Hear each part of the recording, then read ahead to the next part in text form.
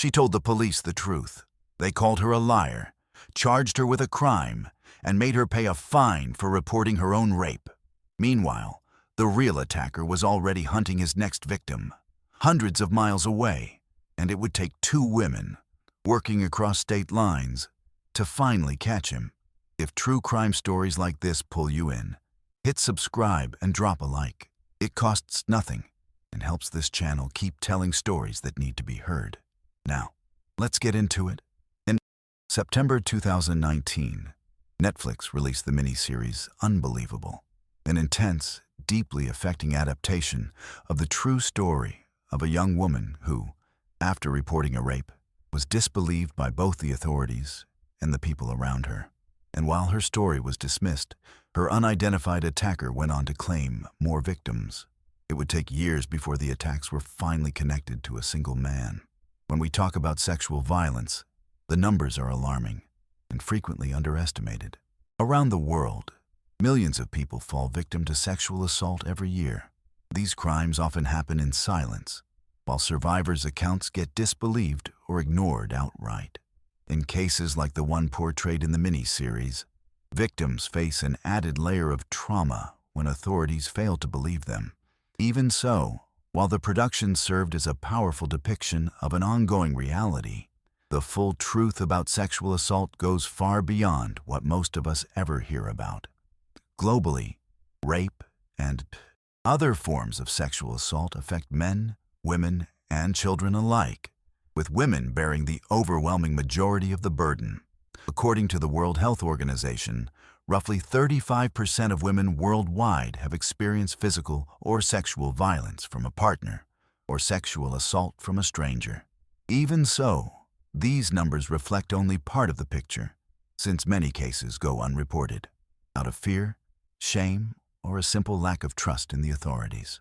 In the United States, the picture looks even more troubling.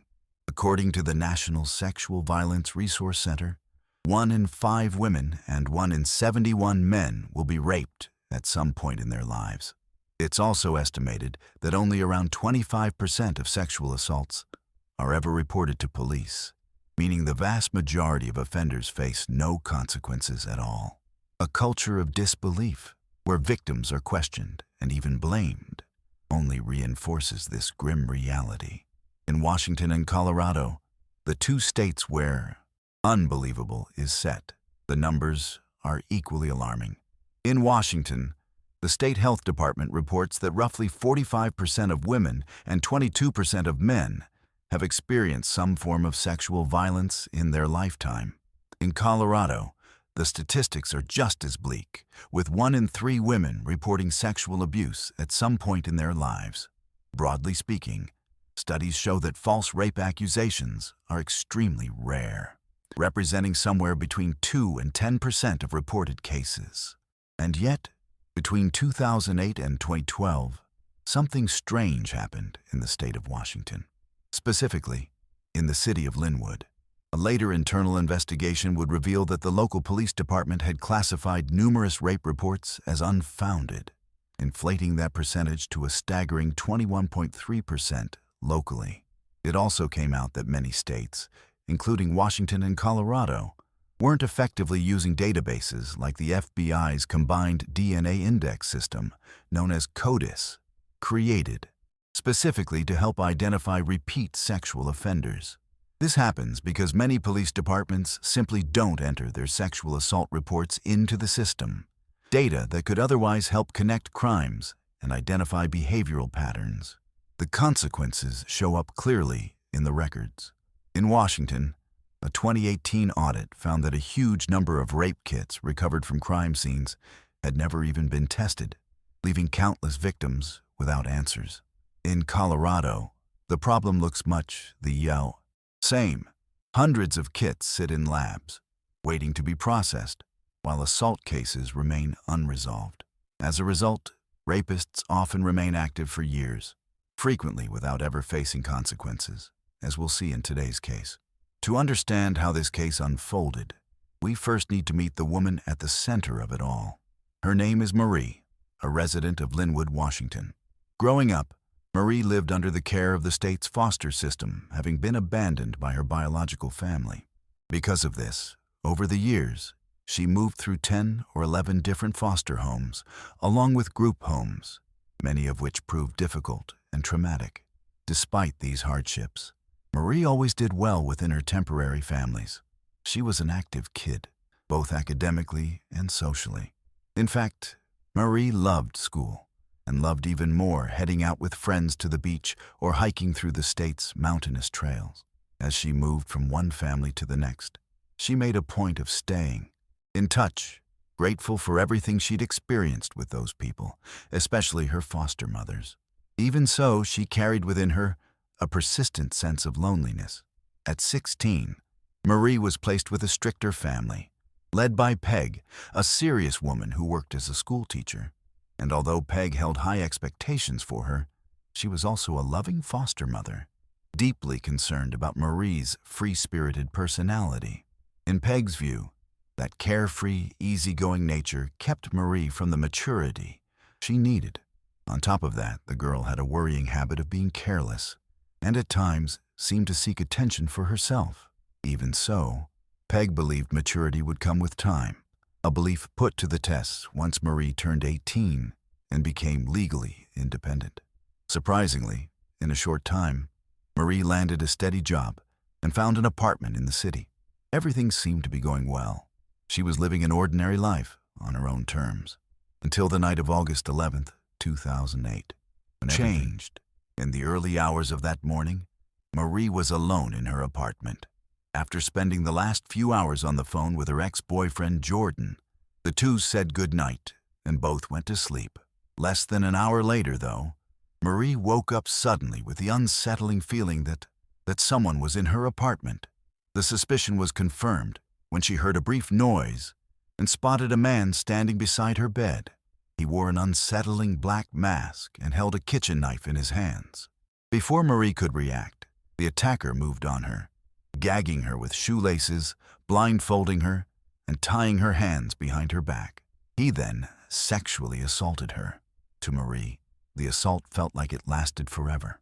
When the attacker finally stopped, he began walking through the apartment, going through her things until he found her driver's license.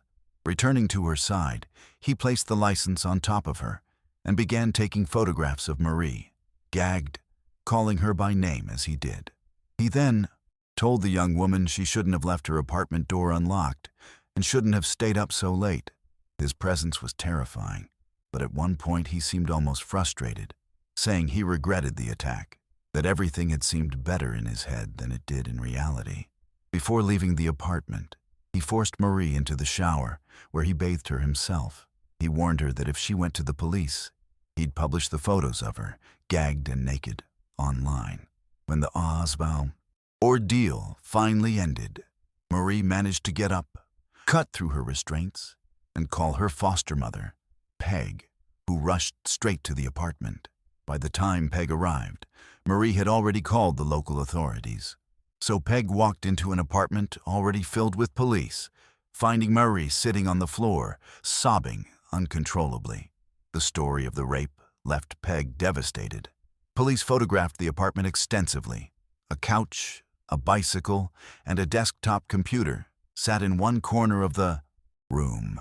Marie's bed was in complete disarray, a green comforter thrown to the floor, the sheets rumpled.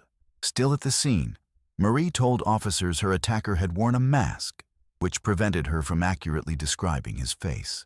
She also confirmed he'd worn gloves and had taken the precaution of using a condom during the assault. When the forensic team arrived, they quickly found a series of fingerprints on one of the sliding glass doors leading to the back balcony. Though the balcony sat fairly high up, the attacker appeared to have climbed over a railing to reach it. Before leaving, authorities collected the bedding, hoping to recover DNA and fiber evidence. Marie, meanwhile, was taken to Linwood Hospital for a medical evaluation. In the report, the examining doctor described bruising on both of Marie's wrists, along with additional abrasions and marks consistent with a violent sexual assault. Meanwhile, the forensic team recovered from the apartment what appeared to be the knife used by the attacker, along with the improvised blindfold and gag, made from the shoelaces used to bind Marie. Notably, the attacker had used a knife from Marie's own kitchen, and the laces came from her own sneakers, left in the living room. This discovery left investigators somewhat puzzled, since sexual offenders typically bring their own tools, commonly referred to as a rape kit. In this case, though, he'd relied entirely on items already inside the victim's own home. The case was assigned to Sergeants and Detectives Jeffrey Mason and Jeffrey Ritgarn. Neither had extensive experience handling sexual assault cases, but they were considered the most capable officers in the unit. Their first step was to review the evidence, which was substantial. Still, the investigators wanted to speak directly with Marie, a standard procedure in cases like this. The problem was, the young woman had to recount the story of the attack multiple times, and while retelling the details, Marie didn't appear as visibly shaken as the investigators expected, at least not enough for their liking, leading them to flag her demeanor as inconsistent and suspicious. After taking her statement, investigators released her, but their interest in Marie continued in the days that followed, as they began interviewing people close to her.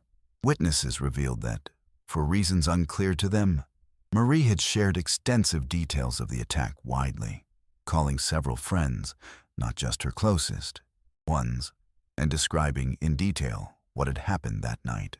Peg, her foster mother, noticed this behavior seemed far more exaggerated than what was typical for Marie. Unfortunately, this led Peg to start wondering whether the whole thing might have been Marie's attempt to draw attention to herself. Marie would later explain she'd acted that way because of the trauma itself. She didn't want anything similar to happen to any of her friends or acquaintances. She simply wanted everyone to know someone dangerous was out there, especially since some of her friends lived in the same area. It's also worth noting this wasn't the first time Marie had experienced sexual assault, something that had apparently happened during some of her time in the foster system. At that moment, her emotional stability was completely shattered by the attack. Even so, Peg didn't believe her account, and to make things worse, her best friend Shannon also began to doubt her story. That doubt deepened when Shannon helped Marie move to a new apartment. While moving furniture and belongings, an employee from Project Ladder, an organization supporting young people transitioning out of foster care, was present to help. Shannon noticed that, despite having supposedly been assaulted, Marie was clearly flirting with the man. This left Shannon wondering how someone dealing with that kind of trauma could act that way. Her doubts deepened further when the two went shopping for new bed sheets, since police had taken the originals as evidence. At the store, Marie grew frustrated at not being able to find sheets identical to the ones she'd had before. To Shannon, this made no sense at all. Why would Marie want sheets and pillows similar to the ones she'd been assaulted on? From Shannon's perspective, those items would remind her of the attack every single day, but Marie insisted she simply liked them. Shannon's doubts led her to question her friend directly, but Marie, upset, said there was no reason at all for her to lie about something so serious. Even so, Shannon began building her own theory of events, believing Marie had gotten involved in some kind of troubled sexual encounter. She imagined Marie might have let a man she'd met take photos of her, then regretted it, and that the man had threatened to post the photos online, with Marie now scrambling to manage the fallout. Shannon later brought this theory to detectives Jeffrey Mason and Jeffrey Ritgarn, who began growing convinced Marie's story was a lie. The Linwood Police Department then informed Marie she needed to come in for another conversation. When she arrived, the two detectives led her into a room, but they had no intention of gathering more information for a witness statement. Instead, they began interrogating her as though she were a criminal suspect. The first thing they told Marie was that they'd taken statements from several witnesses, including Shannon, her foster mother Peg, and her ex-boyfriend Jordan. According to them, none of these witnesses believed her account of the sexual assault. Marie was devastated to hear this, especially regarding Jordan. Detective Ritgarn had already documented his conclusions, noting that Marie, the alleged victim, was making misleading statements, saying she thought certain things had happened, rather than being certain they actually did. He also noted, oddly, that Marie hadn't adopted what he considered the typical demeanor of a victim, yet continued to insist she'd been assaulted. The investigators then told her they needed to be convinced of her story. While their inexperience may have played a role, there's no denying what followed amounted to intimidation and coercion. Marie's credibility was being systematically dismantled, even with strong physical evidence recovered from her apartment that clearly pointed to a crime. And yet, the two detectives weren't focused on properly investigating the case at all. Faced with these accusations, Marie began to cry, unable to understand what was happening, and in response, slammed her hand on the table. This reaction unsettled the investigators, and they intensified their questioning. By the end, Marie was emotionally shattered enough to just want to leave, but she understood she wouldn't be allowed to go without giving them what they wanted. So she agreed to write a confession, saying she'd dreamed that someone broke into her apartment and sexually assaulted her. The investigators, though, demanded she rewrite the confession, replacing the word dreamed with lied. Experts on sexual assault trauma note that it's often extremely difficult for victims to accurately describe what happened to them. In response, victims sometimes end up recounting something different from what actually occurred, whether out of shame, confusion, or simply as an automatic reaction from a traumatized mind. In Marie's case, this wasn't happening. She was fully capable of sharing accurate details about the trauma. But as she registered the reactions of the people around her, especially the doubt written across the faces of her friends and the investigators, Marie began to question whether she'd truly been assaulted at all, or whether it had somehow all been a dream or a lie she'd invented herself.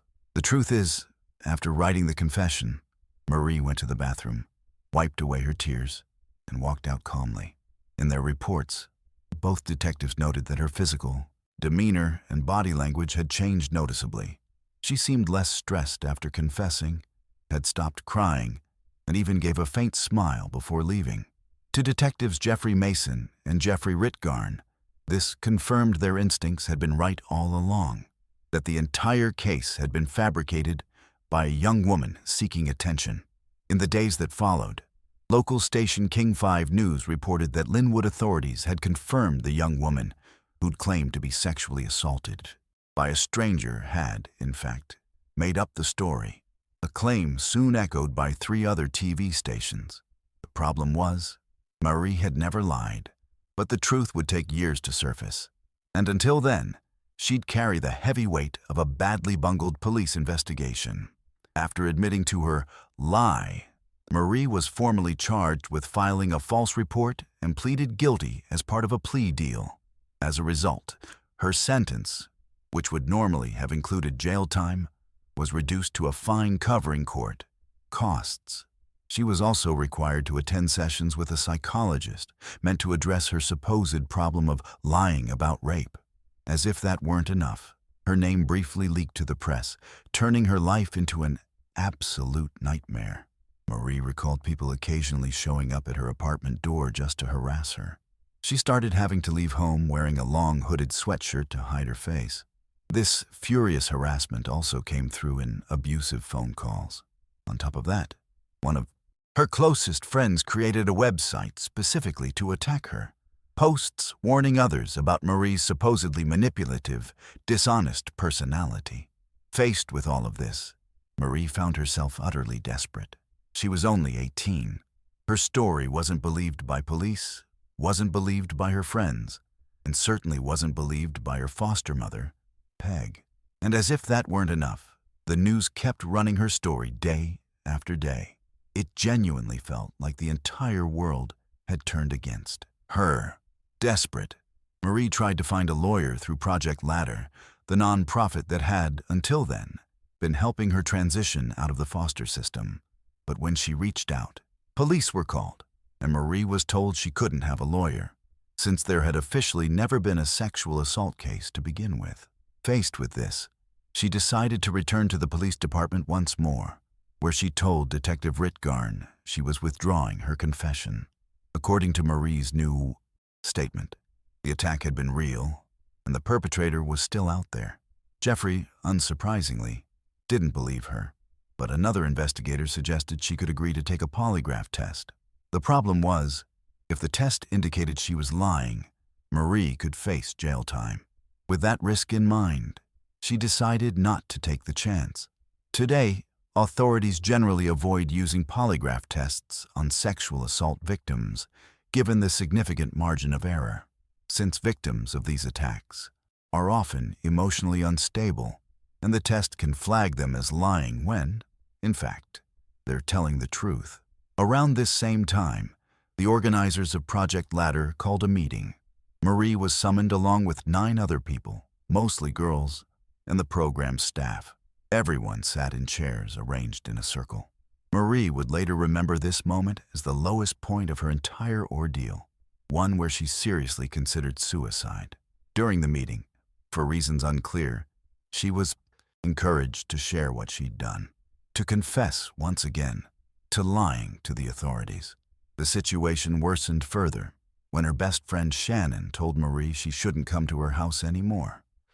According to Shannon, her husband had grown uneasy about Marie's visits, worried she might invent some story about him too. At that point, the life Marie once knew had effectively ended, and her case was heading in the same direction. Back at the police department, the evidence collected from her apartment was destroyed once the case was formally closed. The only piece preserved was the fingerprint recovered from the backsliding door. By sheer luck, something had been kept, though it wouldn't be enough, at that point, to allow for any deeper investigation. It was 2 months after Marie was charged and convicted for the false report that things finally began to shift. One evening, Shannon, her friend, was watching the news when a story caught her attention. A woman living in Kirkland, Washington, had been sexually assaulted in her own home. According to the victim's account, the attacker broke in during the night, threatened her with a knife, gagged her mouth with a shoelace, took nude photos of her, and threatened to publish them online. The circumstances hit Shannon hard. The case was virtually identical to Marie's. She immediately called the Kirkland Police Department and asked to speak with the lead investigator on the case, saying she had important information. In that conversation, Shannon explained that a similar case had occurred in Linwood, where police hadn't believed the victim. Kirkland officers reached out to Linwood police for information, but ultimately trusted the records and evidence presented by detectives Jeffrey Mason and Jeffrey Ritgarn, who had firmly labeled Marie a liar.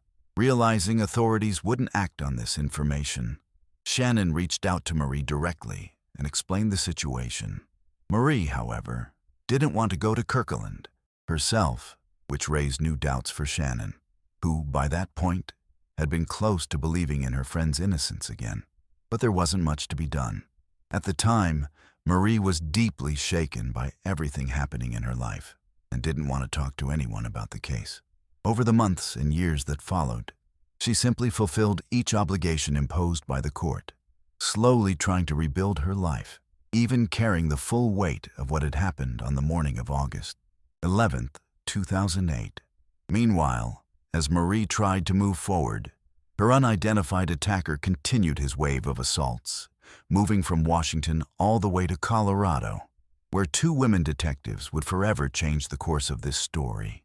It was January 2011 when Detective Stacy Galbraith of the Golden, Colorado Police Department took on a sexual assault case involving a graduate student in her early 20s.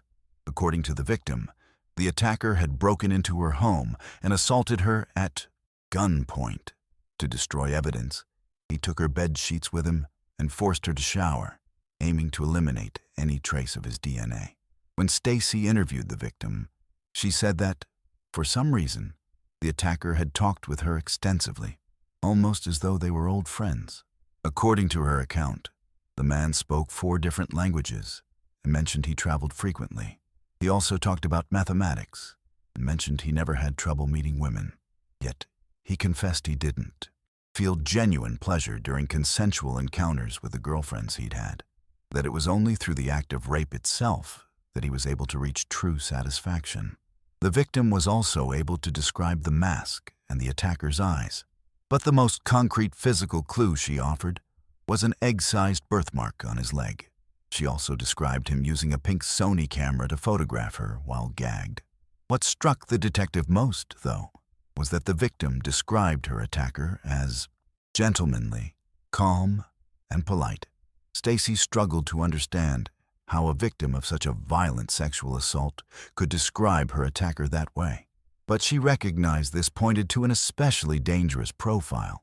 By that stage in her career, Stacy had already worked dozens of sexual assault cases, and it was rare to encounter an offender fitting this particular description. Based on her experience, she believed he'd likely been committing these crimes for some time already. Stacy would later admit she hadn't fully understood the victim's account in that moment, but it didn't affect how she handled the investigation.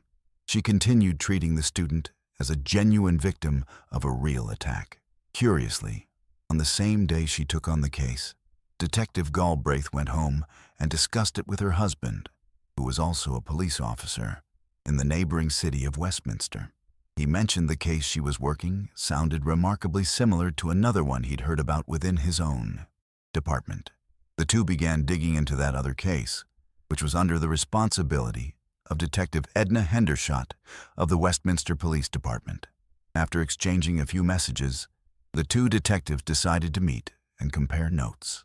Edna told Stacy that much like her own case, the victim in Westminster, a 59-year-old woman, had also been assaulted and had her pink Sony CyberShot camera stolen as well. Comparing the circumstances, both women became convinced they were dealing with the same attacker. This led them to investigate other similar cases. Edna soon found a third sexual assault case in the nearby city of Lakewood, where a 46-year-old artist had survived an attempted sexual assault by a masked man. The victim had fought back courageously, preventing the attacker from tying her up and forcing her to jump out her own window to escape. In doing so, she broke 3 ribs and punctured a lung, but managed to escape the sexual assault entirely. These details convinced the two detectives they were dealing with a serial sexual predator. With this in mind, Edna and Stacy reached out to the Lakewood Police Department, and all 3 departments did something unusual for law enforcement across different jurisdictions. They began meeting and working together. While the Linwood Police Department had already abandoned Marie's case, these 2 detectives in Colorado were getting closer and closer to uncovering the truth behind her story. But before that, the 3 departments met and identified striking similarities across their cases. The pattern involved the attacker bathing his victims and photographing them alongside some form of identification. One victim also confirmed she'd seen that same egg-shaped birthmark on the masked man's leg. Piecing together cases between 2008 and 2011, they listed the first as involving a 63-year-old woman sexually assaulted in Kirkland, though at that point, they still had no knowledge of Marie's case. The second case they uncovered took place in Aurora, Colorado, involving a 65-year-old woman who was assaulted.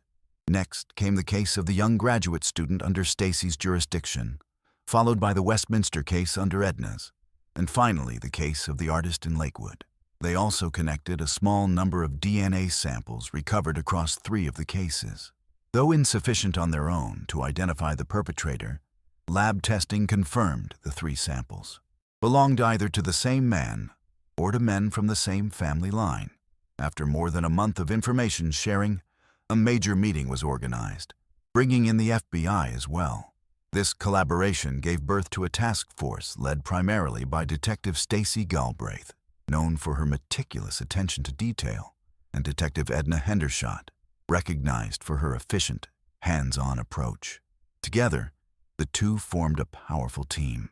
Even so, the task force's progress was slow, with multiple meetings yielding little real advancement. Everyone involved searched for some overlooked clue, something that might lead directly to the man responsible for these attacks. All they had, at that point, were scattered pieces of a puzzle.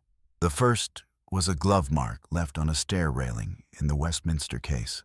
The second was an Adidas shoe print left in the snow from the Golden case. The third piece was another shoe print found later in the Lakewood case. And finally, there was the missing pink camera used to photograph the victims. Though these clues seemed insufficient on their own, they were considered the most valuable leads the team had across every case. Then, during one of the meetings, a new member of the task force, a crime analyst, stood up and said she'd run a search for suspicious vehicles near the scene of the most recent attack in Lakewood. She reported finding security footage showing a white Mazda pickup truck near one of the crime scenes. Stacy grew excited at the information, since she'd already seen that exact vehicle in another piece of surveillance footage, one she hadn't given much weight to at the time, for reasons she couldn't quite explain. But the analyst went further, managing to identify the make, model, and most importantly, the license plate of the vehicle. According to her research, the white 1993 Mazda pickup had been parked half a block from the victim's house, and that same vehicle had also appeared, caught on another security camera, in a sexual assault case from the previous year. The task force compared the footage and confirmed it was the same truck. This discovery led the team to identify the vehicle's owner, Mark Patrick O'Leary, a former military man in his early 30s. With this information in hand, the detectives now needed a DNA sample from the suspect. So the FBI organized an intensive surveillance operation, keeping agents stationed outside Mark's home. The plan was to wait for him to leave, then have agents follow him in hopes of discreetly collecting a DNA sample. Additionally, the FBI had enough evidence to secure a surveillance warrant, installing cameras outside the suspect's house. So when a man was seen leaving the residence, agents followed him while others set up the equipment. The problem was, Mark didn't live alone, and the man they were following turned out to be his brother. When one of the agents knocked on the apartment door, he was caught off guard when Mark himself answered. Agents quickly improvised an excuse, claiming they were looking for a burglar loose in the neighborhood. Meanwhile, the agents tailing Mark's brother managed to collect a glass he'd used at a restaurant. The brother's DNA, though, wouldn't directly serve the investigation. Testing only confirmed that the O'Leary family bloodline was connected to the crimes. Detectives Stacy and Edna were frustrated, but still hopeful, knowing the net was closing in on the two brothers. Determined to try a new approach, they decided to go to Mark's apartment in person. Their goal was simple: identify which of the two brothers had the egg-sized birthmark on his leg. When they knocked, Mark answered cordially. Stacy, though, got straight to the point, informing him she had a search warrant for his home. She then asked permission to pat him down, to confirm he wasn't armed. In the process, she deliberately lifted his pant leg, revealing the mark on his skin. In that instant, Mark looked visibly startled, but quickly pieced together what had happened, realizing some of his victims must have seen the birthmark too. According to Stacy, the man went pale the moment he understood he'd been identified. When FBI agents and the task force searched the home, they found shoelaces and other restraints, lock-picking tools, a firearm, the pink Sony camera, and, hidden behind an amplifier, women's underwear he'd collected from his victims. Computers, hard drives, USB drives, and memory cards were also seized. Later, investigators discovered hundreds of images of victims in a folder simply labeled Girls. Stacy personally reviewed these photos alongside her team, and one image in particular caught her attention, showing a young woman, gagged, with a Washington driver's license resting on her chest. After a search to identify her, the task force located her. Her name was Marie. Stacy Galbraith and Edna Hendershot were stunned to learn Marie had actually been convicted for reporting her own rape. But before doing anything about it, the task force focused on connecting all of this evidence to the cases already in hand. Fortunately, the sheer volume of evidence found in the suspect's home made the case airtight almost immediately. The task force soon identified Mark Patrick O'Leary as one of the most prolific serial offenders of his time. Based on their findings, he'd been active from 2008 to 2011 and had claimed at least 6 victims. including Marie. Mark was then questioned about his motivations for this wave of crimes, as well as his background. What follows is what he shared during his conversations with the task force. Mark Patrick O'Leary spent most of his life in Colorado, showing troubling signs from an early age. At 5 years old, his parents took him to see Return of the Jedi. Mark loved the film, but his favorite scene was the one where Princess Leia appears chained, wearing a metal bikini. That scene sparked in him a desire to one day dominate and enslave women in the same way, a symbol of power and control. Even so, Mark always knew his thoughts and desires weren't considered normal in the society he lived in. His friends never shared these same urges, and he quickly understood that satisfying his desires would never come easily. In high school, he began breaking into homes and acting as a voyeur, finding pleasure in watching women and stealing their intimate belongings. After graduating, he decided to join the U.S. Army. In his first year of service, Mark was sent to a base in South Korea, where he learned several techniques he'd later use to easily overpower his victims. During his time in the country, he met a young Russian woman, and the two began a relationship, marrying in March 2004. According to Mark, at that point in his life, he'd managed to suppress and control his compulsive urges. 4 years later, he returned to the United States, but years of obsessive, recurring, repressed thoughts had left him deeply distressed until he finally acted on his fantasies. That's when he began breaking into homes, one of them belonging to an 18-year-old woman named Marie, whom we already know well. Mark told investigators that by August 11, 2008, he'd already broken into the sliding door of Marie's apartment balcony roughly twice before while she was out. By then, he'd already fully mapped out everything he needed to carry out his fantasy. Around 7 a.m. on the morning of August 11th, Mark slipped in through the unlocked door, grabbed the laces from Marie's shoes and one of the kitchen knives. He then woke her, gagged her, and sexually assaulted her. During his conversation with investigators, Mark described this first crime in detail, explaining the care he took to avoid leaving any traces behind. Later that same year, Mark broke into the home of a 63-year-old woman living in Kirkland, destroying even more evidence by taking the victim's bedding and sheets with him. After this second crime, he returned to Colorado, where he tried to maintain a stable life with his wife. Even so, Mark understood he'd never experienced that same level of satisfaction with her, and that the marriage might eventually get in the way of his crimes. So, in 2009, he got divorced, and in the months that followed, began organizing himself to commit new attacks. He'd break into homes and inspect everything inside them, taking care to prevent victims from being able to defend themselves, something he referred to as pre-combat inspections. Over a period of roughly a year and 3 months, he attacked in various locations across Colorado. His first assault after the pause came on October 4th, 2009, when he assaulted a 65-year-old woman. Then, in July 2010, he attacked a 46-year-old woman who managed to escape. In August 2010, Mark assaulted a 59-year-old widow in Westminster, also stealing a pink Sony CyberShot camera from her home. His downfall began in 2011, when he assaulted the young graduate student whose case landed with Detective Stacy Galbraith. During questioning, Mark told investigators that, because of his military service, he knew his DNA was on file in the system.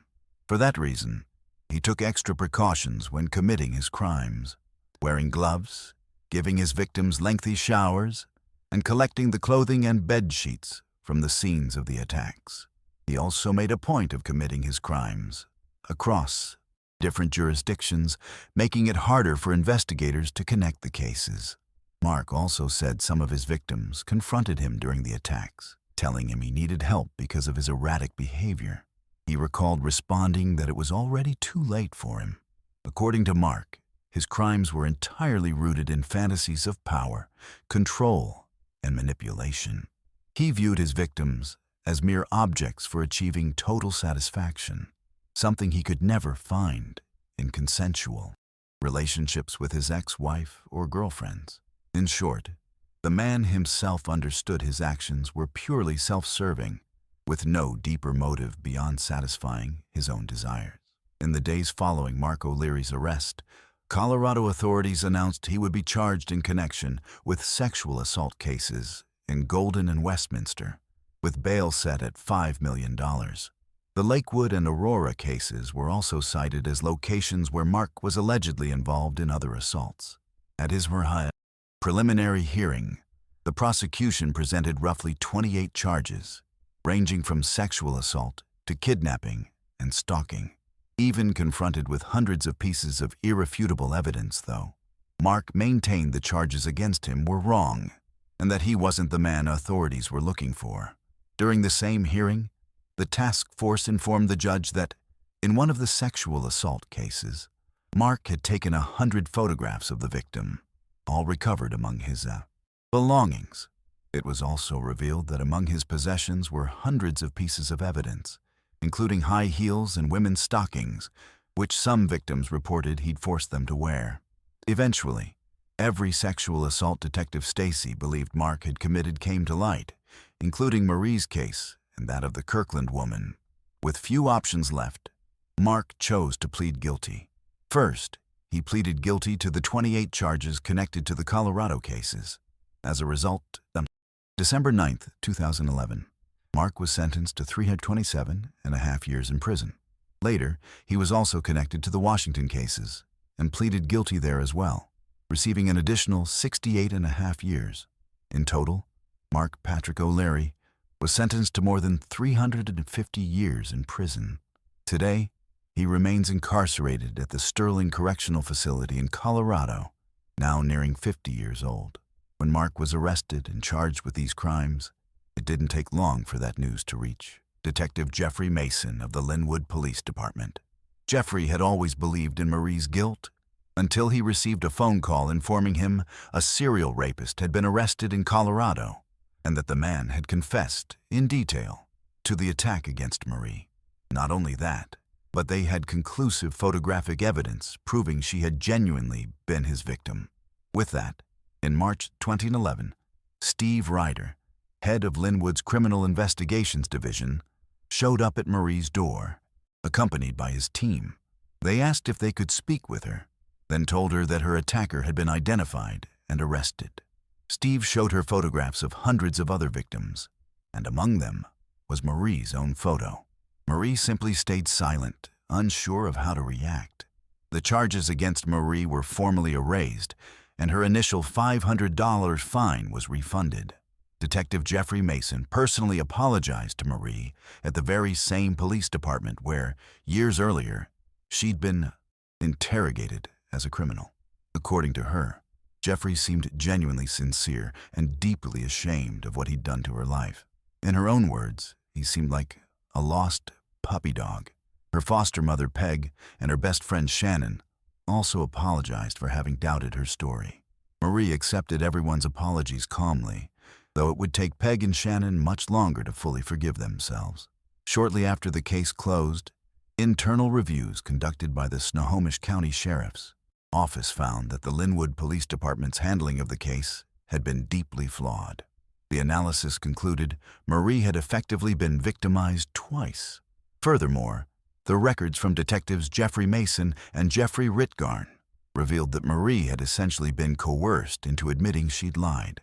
The reports also found that the detectives handling the case had deliberately ignored strong physical evidence of the crime, choosing instead to focus on minor inconsistencies in the victim's statement. In response to all of this, Marie sued the police department. In 2014, the city of Linwood settled with her, paying roughly $150,000 for the mishandling of her case and the false charge of filing a false report. Detective Jeffrey Mason took full responsibility for the mistakes made. Though, curiously, none of those involved faced any professional disciplinary action from the Linwood Police Department. Marie also sued the managers of Project Ladder and the nonprofit that oversaw Cocoon House, the organization involved in her care. In a public statement, Cocoon House maintained it had acted appropriately in its handling of Marie's case, and the lawsuit was ultimately settled confidentially.